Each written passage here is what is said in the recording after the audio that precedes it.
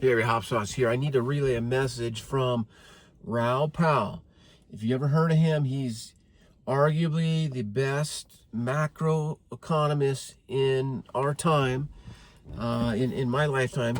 You know, so is the Economic Ninja, but both those guys, they've got kind of a different touch on things. But the reason why we're seeing what we're seeing in these markets, meaning why it hasn't dumped below those heavy support with the state of the union that we're in with the war, and the negative, the job numbers, all the data that's there, is that retail investors aren't understanding global liquidity. Excuse me, and we're kind of being lied to, okay, in a few different ways. So here's how it works. The ISM numbers are the indicator that we use to determine different cycles in the economy.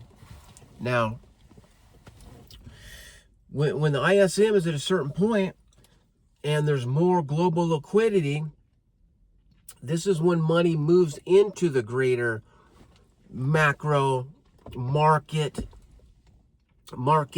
plural. And,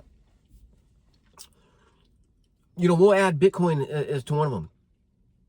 Now, there was a whale that came into Bitcoin, put in about 30 million yesterday. That's why we saw Bitcoin not roll over. That liquidity is helping it maintain.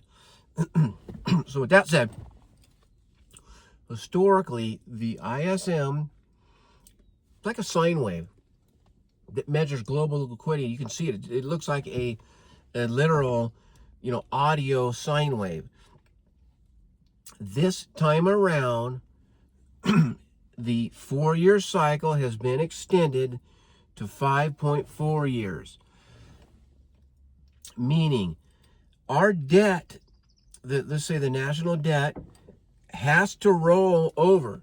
It has to roll, they call it.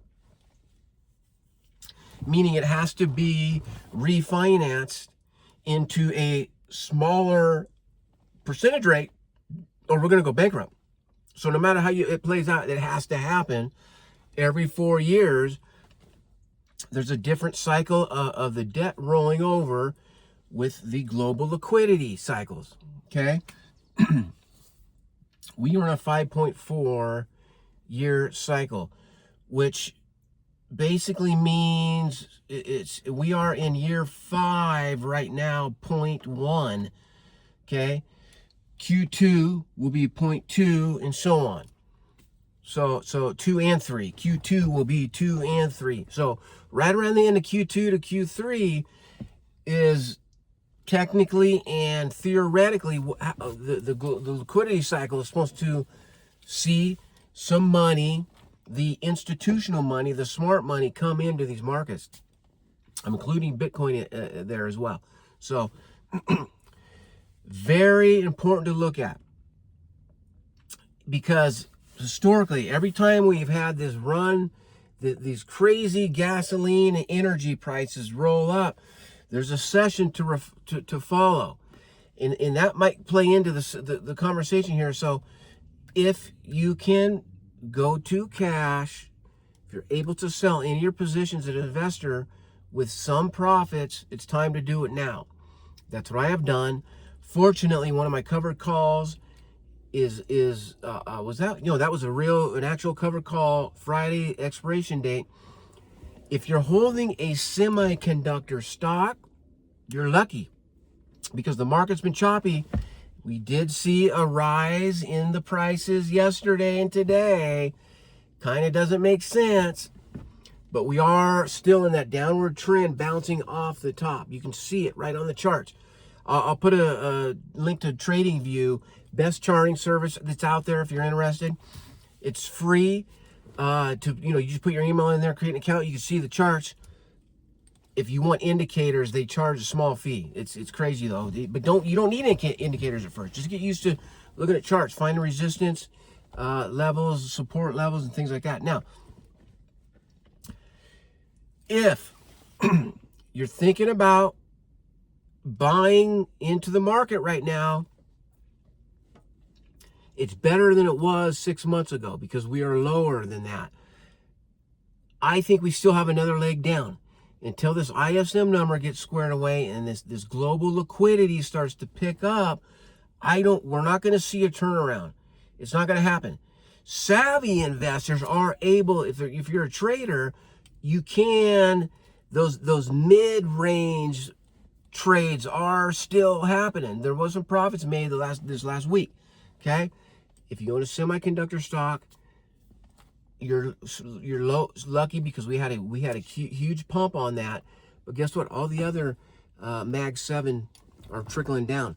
So it's a weird thing, but I got lucky. My options expired on Friday. It's not my options, it's my covered call option.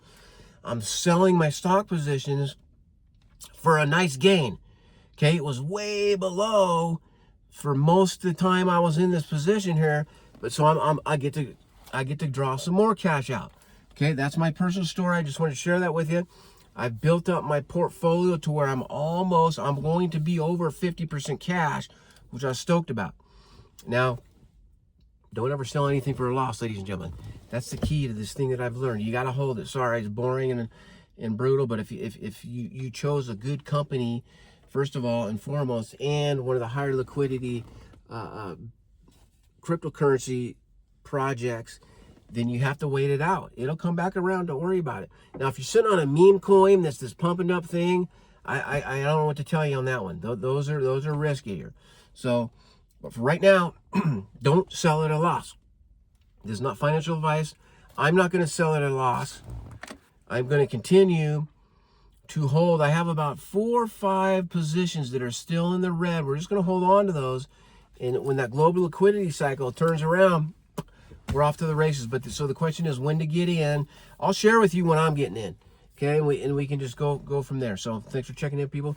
That's the word. I guess the Strait of Hormuz is open, I guess, apparently. We'll see how that affects things in gas prices. I know oil did drop quite a bit this last couple of days here, but we'll see how that plays out. Thanks for checking out. Hopsau signing off. Give me a thumbs up, yo. Hit that sub. Try to get some subs up. I gotta get monetized here. All right, people. Thanks for checking in. Peace out.